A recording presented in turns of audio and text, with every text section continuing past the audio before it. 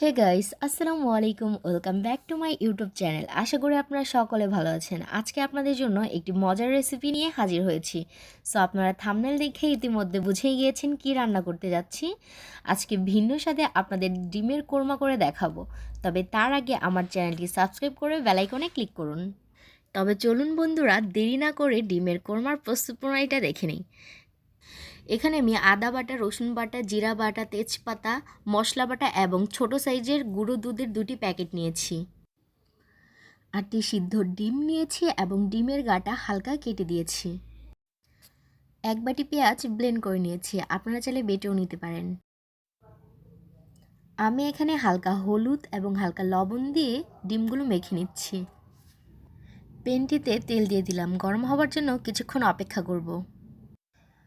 গরম তেলে ডিমগুলো দিয়ে দিচ্ছি, ভালো করে ভেজে নেব।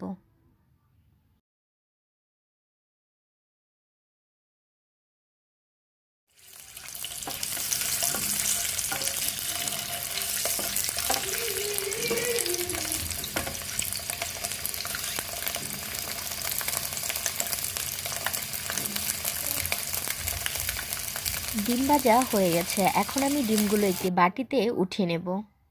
এই তেলেই আমি ব্লেন্ড করে রাখা পেঁয়াজগুলো দিয়ে দেব। আমি 1 বাটি পেঁয়াজ ব্লেন্ড করে নিয়েছিলাম, সম্পূর্ণটা আমি দিয়ে দিচ্ছি। পেঁয়াজগুলো 1 থেকে 2 মিনিটের মতো নেড়েচেড়ে ভেজে নেব।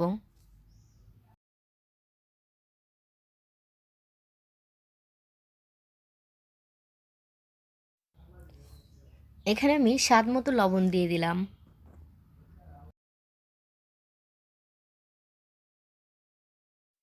এখন 1.5 চামচের মতো আদা বাটা দিয়ে দিচ্ছি। এখানে আমি মশলাগুলো এক একে দিয়ে দিব। এ পর্যায়ে আমি 1 চামচ রসুন বাটা দিয়ে দিলাম। 1 চামচ জিরা বাটাও দিয়ে দিচ্ছি। চামচ মশলা বাটাও দিয়ে দিলাম এবং 3টি তেজপাতা দিয়ে ভালো করে নেড়েচেড়ে নেব।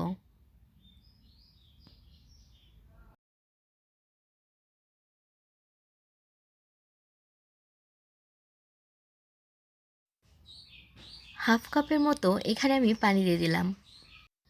3 থেকে 4 মিনিট চুলা মিডিয়াম আঁচে রেখে জাল করে নেব।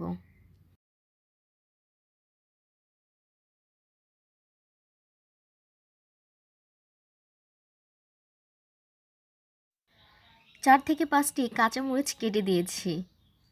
একটু ঝাল হবার জন্য মরিচগুলো আমি কেটে দিয়েছি, আপনারা চাইলে মরিচগুলো না কেটেও দিতে পারেন। এখন আমি গুঁড়ো দুধ দিয়ে দিচ্ছি। গুঁড়ো দুধটি পানি দিয়ে গুলিয়েও দিতে পারবেন, আবার এমনিতেও দিতে পারবেন। আমি ভালোভাবে মিশিয়ে নিচ্ছি।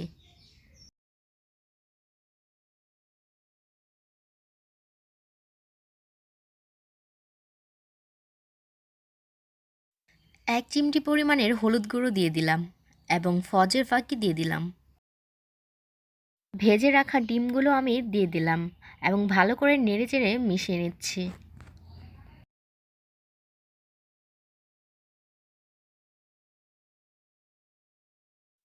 সামান্য পরিমাণের পানি দিয়ে দিচ্ছি। ঢাকনা দিয়ে 7 থেকে 8 মিনিট রেখে দেব।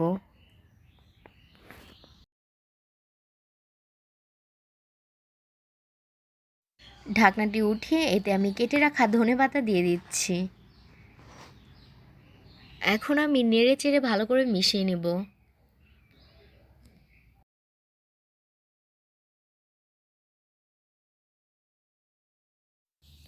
আমি আবারও ঢাকনা দিয়ে ঢেকে দেব। ঢাকনাটি উঠিয়ে আমি আবারও নেড়ে দিচ্ছি।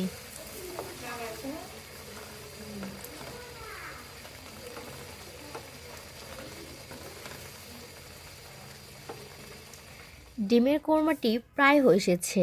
এ পর্যায়ে আমি ডিমের কোরমাগুলো চুলা থেকে নামিয়ে পরিবেশন করে নেব। আমার আজকের রেসিপিটি যদি আপনাদের ভালো লেগে থাকে তবে অবশ্যই লাইক, কমেন্ট অ্যান্ড সাবস্ক্রাইব করে পাশে থাকবেন।